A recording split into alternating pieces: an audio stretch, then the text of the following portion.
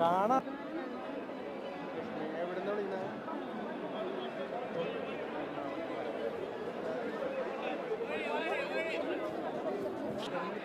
കൊടുത്തു കഴിഞ്ഞാൽ അവർ നമ്മൾ കൊടുക്കണം. അതുകൊണ്ടാണ് ഞാൻ ചേട്ടൻ പറഞ്ഞു ബൈക്ക് ഇവിടെ കൊടുത്തു കഴിഞ്ഞാൽ വിശ്വാസിൻ്റെ അടുത്ത് പറഞ്ഞു ചേട്ടാ അവിടെ കൊടുക്കരുത്, നിങ്ങൾക്ക് മാത്രം നിങ്ങളെ വിളിച്ചിരുന്നാവും.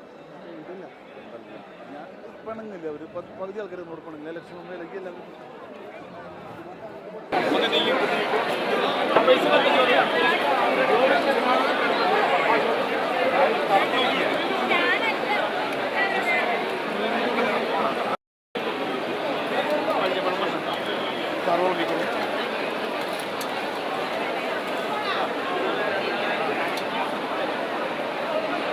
വളരെ നിർണായകമായൊരു ദിവസമാണ് സുരേഷ് ഗോപിയെ സംബന്ധിച്ചിടത്തോളം. ഇന്ന് അദ്ദേഹം ഗുരുവായൂരിലെത്തി കണ്ണനെ കണ്ട് തൊഴുത് അതിനുശേഷം പ്രസാദകൂട്ട് നടക്കുന്ന സ്ഥലത്ത് വന്ന് വിളമ്പിക്കൊടുത്ത് അതിനുശേഷം ഇപ്പോൾ ഭക്ഷണം കഴിക്കുകയാണ്. സുരേഷ് ഏട്ടാ, കണ്ണനെ കണ്ട് അനുഗ്രഹം വാങ്ങി തുടങ്ങുകയാണ് അല്ലേ?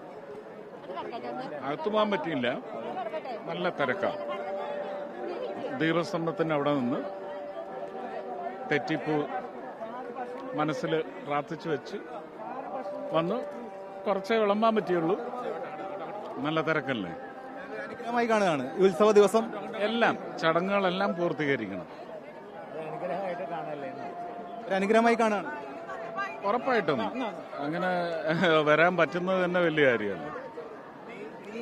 അനുഗ്രഹം വാങ്ങി തുടങ്ങുകയാണല്ലേ? ഒരു നിർണായക ദിവസമാണല്ലോ. അത് നേതാക്കൾ പറഞ്ഞതിന് ശേഷം, പാർട്ടി അനൗൺസ് ചെയ്തതിന് ശേഷം, അതിനു മുമ്പ് അതിനെക്കുറിച്ചൊന്നും എല്ലാവരും എങ്ങനെയാണ് എന്തായാലും ഇവിടെ എത്തിയപ്പോൾ അല്ലെങ്കിൽ വേറെ ആരെങ്കിലും ആണെങ്കിൽ അവർക്ക് വേണ്ടി. പക്ഷെ തൃശ്ശൂർ തന്നെ ഉണ്ടാവും.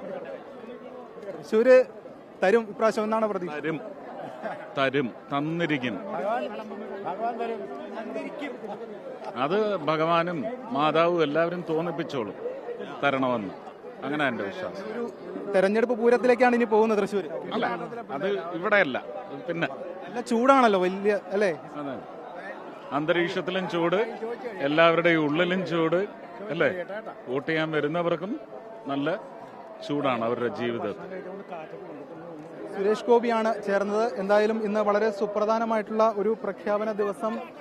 ഈ സുരേഷ് ഗോപി ഇവിടെ എത്തി, ഗുരുവായൂരിലെത്തി കണ്ണനെ കണ്ട് തൊഴുത് അതിനുശേഷം ഇപ്പോൾ മറ്റ് കാര്യങ്ങൾ ഉൾപ്പെടെയുള്ള ഇതിലേക്ക് പോകുന്നു. വലിയ തിരക്കാണ് ഇവിടെ. എന്തായാലും ആ ഒരു സുപ്രധാന ദിവസം അദ്ദേഹം ഗുരുവായൂരിൽ തന്നെയാണ് ഉള്ളത്.